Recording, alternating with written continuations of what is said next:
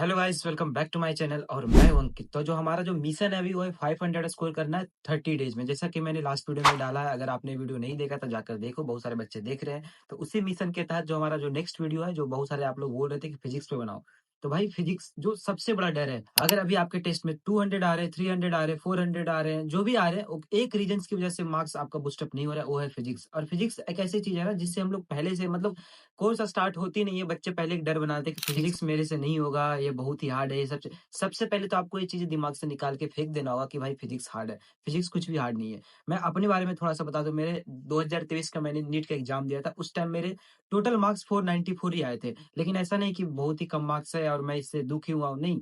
मेरे पास 40 दिन ही बचे थे क्योंकि बहुत सारे रीज़न्स की वज़ह से मैं पढ़ नहीं पाया था। तो लास्ट के जो 40 दिन थे उसमें मैं बना लिया था कि भाई ये 40 दिनों में अच्छे से पढ़ूँगा, और उस 40 दिनों में मैंने फिजिक्स में 140 प्लस स्कोर करा था। तो अगर मैं कर सकता हूँ तो आप भी कर सकते हो, इजीली कर सकते हो। बस एक सही स्ट्रेटजी और एक सही प्लानर हमारे पास होना चाहिए फिजिक्स का। लास्ट 30 दिन में एटलीस्ट मिनिमम 120 मार्क्स आप गेन कर सकते हो।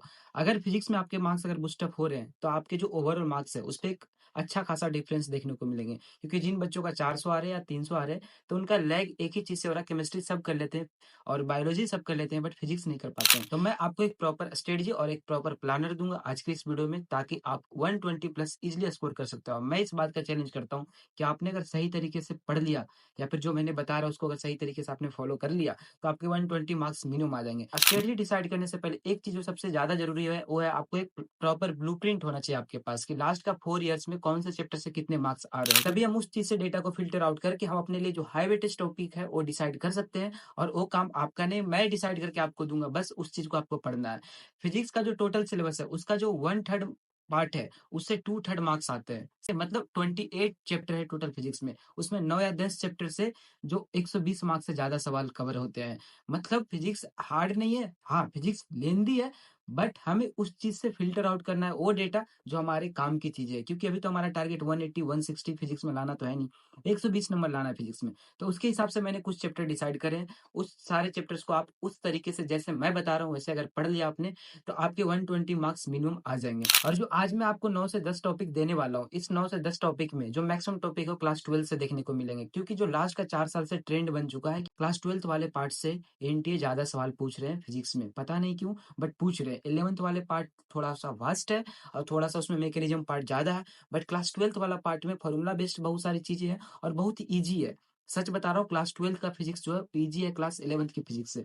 तो मैं स्टार्ट करता हूँ, आपको 9 से 10 चैप्टर में आपको बताना स्टार्ट करता हूँ, और हर चैप्टर को कैसे पढ़ना है, कैसे क्या करना है, वो भी चीजें आपको बताऊंगा। जो सबसे पहले जो चैप्टर होगा करंट इलेक्ट्रिसिटी, इससे हर साल 3 से 4 सवाल आ रहे हैं, बट लास्ट के 2 साल में इससे 4 सवाल कंटिन्यूअस आए हैं। करंट इलेक्ट्रिसिटी एक आसान चैप्टर है, सच बता रहा हूँ। करंट इलेक्ट्रिसिटी एक आसान चैप्टर है, बस इसमें कुछ भी नहीं है, बस इसमें फॉर्मूला बेस्ड है और थोड़ा बहुत अंडरस्टैंडिंग है, मैकेनिज्म है, जिसको आप अगर कर लिए तो बहुत सारी चीजें एज ए पजल वे में भी इस चैप्टर के सवाल को आप लगा सकते हो। इसके बाद जो हमारी नेक्स्ट चैप्टर है इलेक्ट्रोस्टैट्स, बट करंट इलेक्ट्रिसिटी से पहले आप इलेक्ट्रोस्टैट्स पढ़ना है। इलेक्ट्रोस्टैट्स पढ़ने के बाद ही आप करंट इलेक्ट्रिसिटी में मूव ऑन करना। तो इलेक्ट्रोस्टैट्स में भी 4 सवाल आते हैं। और इलेक्ट्रोस्टैट्स एक बढ़िया चीज क्या है कि इस चैप्टर के साथ एक चैप्टर में फ्री में मिलता है, और उस चैप्टर का नाम है ग्रेविटेशन। इलेक्ट्रोस्टैट्स कर लो, उसके साथ 2 घंटा आप ग्रेविटेशन पढ़ लो, बिल्कुल सब कुछ सेम है जैसा मैंने कल के वीडियो में बताया था। इलेक्ट्रोस्टैट्स में चार्ज के लिए चीजें हो रही है और ग्रेविटेशन में बॉडी के लिए हो रही है, बाकी डिट्टो हर चीज सेम है, फॉर्मूला तक सेम है, बस चीजें बदलती है। इसके बाद जो नेक्स्ट चैप्टर है वो है हमारा सेमीकंडक्टर। सेमीकंडक्टर एक लॉजिक गेट उसमें हो गया, या फिर जो भी उसमें सेमीकंडक्टर में और सारी चीजें जो आगे आते हैं, मैक्सिमम चीजें फॉर्मूला बेस्ड है, अंडरस्टैंडिंग है। लॉजिक गेट क्या ही है, बस उसको एज ए पजल वे में उसको भी चीजें आप करके उड़ा सकते हो अच्छे से। तो सेमीकंडक्टर करके आप यहाँ से 3 सवाल अपना सिक्योर कर सकते हैं कि यहाँ से 3 सवाल आते हैं। ये सारे चैप्टर्स को करना कैसे, मैं एक एग्जांपल आपको देता हूँ। सारे चैप्टर को पहले आपको एक वन शॉट देखना है। वन शॉट देखने के बाद मिनिमम 50 सवाल आपको लगाने हैं। फिजिक्स का देखो 5 मंत्र होता है भाई, सबसे बड़ी चीज है। सबसे पहले हाई वेटेज चैप्टर उठाओ, जैसे मैंने करा था, high weightage chapter filter out करो। High weightage chapter filter out कर लिया, उसका चैप्टर पढ़ो, कहीं से पढ़ो, आप कोई भी टीचर से पढ़ो, वो चीजें मैं बताने वाला नहीं, जो भी आपको सही लगे वहां से पढ़ लो। कंसेप्ट बिल्ड करो। कंसेप्ट बिल्ड करना और फॉर्मूला को फॉर्मूला सीट में बनाना, या फिर आप शॉर्ट नोट्स बना सकते हो। एक चीज और अच्छी चीज है कि मैं हर चैप्टर का आपको शॉर्ट नोट्स मैं अपने टेलीग्राम चैनल पे या फिर जो मेरा व्हाट्सएप चैनल है उस पे दे दूंगा, जो मैंने खुद बनाया था। तो आपको शॉर्ट नोट्स भी मैं प्रोवाइड कर दूंगा। तो अगर आप खुद से नहीं बना पा रहे हो, मैं तो ये बोलूंगा आप खुद से बनाओ, अगर खुद से आप नहीं बना पा रहे हो तो वो चीजें भी मैं आपको प्रोवाइड कर दूंगा। ये करने के बाद आपको पीवाई को लगाना और एक प्रॉपर रिवीजन करना है। जैसे अगर मैंने 2 दिन में या 1 दिन में चैप्टर, जैसे मैं 9 चैप्टर आपको बता रहा हूँ, तो हर चैप्टर पे 2 दिन देना। जो आसान चैप्टर है उस पे 1 दिन में भी आप खत्म कर सकते हो। लेकिन हर अल्टरनेट 7 डेज पे, मतलब हर 7 डेज पे उस चीज़ को रिवाइज़ करना है, अच्छे से रिवाइज़ करना है। रिवाइज़ कैसे करना है? सवाल लगा के। चैप्टर का सवाल बनाओ और उस क्वेश्चन से जो भी चीज़ आपको गलत हो रहा है, उस थ्योरी को जाकर उसमें देखो, ऐसे रिवीजन आपको करना है। ऐसे रिवीजन करोगे तो आपसे, मतलब बता रहा हूँ, थ्योरी रिवीजन करने में 10 मिनट से ज़्यादा नहीं लगेगा। क्योंकि आपके पास एक प्रॉपर शॉर्ट नोट्स होगा जिसको आप फॉर्मूला शीट भी बोल सकते हो। इसका जो अगला चैप्टर है वो है यूनिट एंड डायमेंशन। क्लास 11 से मैंने सिर्फ 2 पोर्शन उठाया है, 3 पोर्शन है। ग्रेविटेशन वो तो फ्री में ही आपको मिल जाएगा। यूनिट एंड डायमेंशन, देखो आज से 4 साल पहले की बात करो तो यूनिट एंड डायमेंशन सिर्फ 1 सवाल आते थे, सिर्फ 1 सवाल। बट कोविड के टाइम से हर एक साल यूनिट एंड डायमेंशन मेजरमेंट वाला पार्ट से हर साल 3 सवाल आ रहे हैं, हर एक साल 3 सवाल आ रहे हैं। तो 3 सवाल बहुत ही ईज़ी होते हैं, तो उस चीज़ को आप अच्छे से कर सकते हो। इसके बाद जो अगला चैप्टर है वो छोटा-सा चैप्टर है एसी। एसी आप स्टार्टिंग में पढ़ने जाओगे तो आप सब कुछ आपको एक लगेगा भाई क्या ही पढ़ रहा हूँ, सब कुछ हार्ड हार्ड लगेगा, ये लगेगा कि नहीं फिजिक्स से कुछ अलग चीज़ें हैं, मैथमेटिक्स में घुस चुका हूँ मैं। बट एसी आप देखो, उसका ट्रेंड देखो कि लास्ट 2 ईयर से उससे 3 सवाल पूछे गए हैं। एसी, करंट, इलेक्ट्रिसिटी, इलेक्ट्रोस्टैट्स, ये सब चीज़ें मतलब बम्प अप हुए हैं। मतलब पहले इलेक्ट्रोस्टैट्स इतना बड़ा चैप्टर थे, उससे सिर्फ 1 सवाल आते थे। बट ये सब चीज़ों को एनटीए के लिए ये सब फेवरेट बन चुके हैं। तो एसी पढ़ना, इससे आपको 3 सवाल आप सिक्योर कर सकते हैं। एसी का भी शॉर्ट नोट्स आपको मैं प्रोवाइड कर दूँगा। इसके बाद जो नेक्स्ट चैप्टर है वो है हमारा मॉडर्न फिजिक्स। मॉडर्न फिजिक्स पहले भी फेवरेट था, अभी भी फेवरेट है एनटीए का। मॉडर्न फिजिक्स से हर एक साल आपको 5 से 6 सवाल देखने को मिलते हैं। पक्का है भाई, मिनिमम 5 सवाल तो आते ही आते हैं। तो मॉडर्न फिजिक्स आप अच्छे से कर लेना। और मॉडर्न फिजिक्स में क्या ही है, पूरी की पूरी चैप्टर ही फॉर्मूला बेस्ड है। फॉर्मूला बेस्ड के अलावा उसमें कुछ भी नहीं है भाई, फॉर्मूला बेस्ड है। तो चैप्टर पढ़ो, उसका जो जहाँ आप पढ़ रहे हो साथ साथ ही आप फॉर्मूला शीट बना लो या फिर शॉर्ट नोट्स बना लो। अगर आप वो नहीं बना पाते हो तो वो भी चीज़ें मैं आपको प्रोवाइड कर दूंगा। और मॉडर्न फिजिक्स से भी क्वेश्चन गलत होने के चांसेस बहुत ही कम होते हैं एग्जाम में। इसके बाद जो नेक्स्ट चैप्टर है वो है ईएम वेव।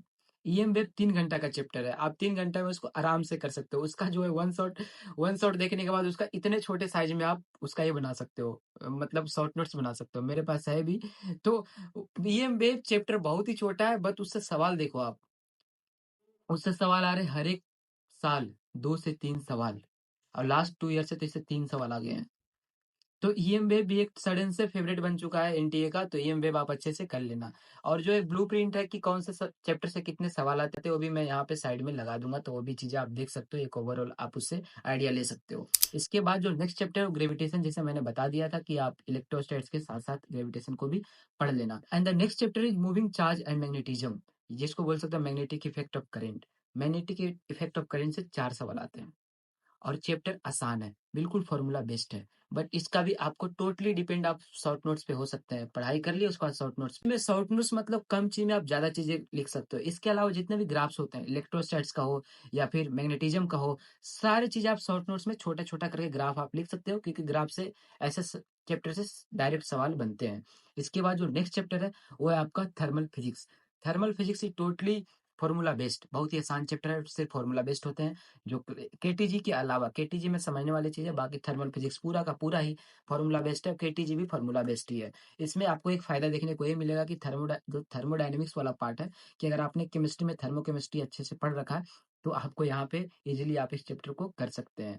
तो जैसे मैंने देखा कि आपको सारे चैप्टर बताए, और ये चैप्टर मैंने वो चैप्टर बताए जो आप 30 दिन में कर सकते हो। मैंने 40 दिन में 140 प्लस स्कोर करा था, तो मैं ऐसे चैप्टर ही फिल्टर आउट करा था जो चैप्टर में आसानी से कर पाऊँ और जिसका वेटेज भी हाई हो। मुझे ऐसे चैप्टर में अभी नहीं घुसना है जिसमें मैं उलझ के रह जाऊँ। जैसे रे ऑप्टिक्स हो गया, वेव ऑप्टिक्स हो गया, आपका एसएचएम हो गया, वेव हो गया, रहने दो, काइनेमेटिक्स हो गया। ये सब चैप्टर आप रहने दो। 12th के टच में भी होते हैं, क्योंकि बहुत सारे बच्चे ऐसे होते हैं जो 12th का सडन सा भी एग्जाम दे रखे हैं इसी ईयर या लास्ट ईयर, तो उनका थोड़ा बहुत आइडिया होता है कि उन्होंने 12th बोर्ड दे रखा है। तो 12th वाले पोर्शन इंपॉर्टेंट भी है, उस पर ज्यादा फोकस भी दो। तो जो मैंने 9 से 10 चैप्टर बताया है, तो प्लीज इस सारे चैप्टर को अच्छे से कर लो। जैसे मैंने बताया वैसा ही करना है। आप चैप्टर का वन शॉट देखोगे, वन शॉट के साथ नोट्स नहीं बनाना है। फिर से बोल रहा हूँ, नोट्स नहीं बनाना है। जो चीजें काम के हैं, जिससे सवाल बन रहे हैं, जो फॉर्मूला काम का है, जो कंसेप्ट काम का है, उसको आप वहीं पे लिखोगे। एक पेज लोगे, उस पे लिखते जाओगे, और जो सवाल लगा रहे हैं उस सवाल को एक रफ कॉपी में आप वहां पे लगाते जाओगे, या देखोगे सवाल कैसे लगा रहे हैं सर।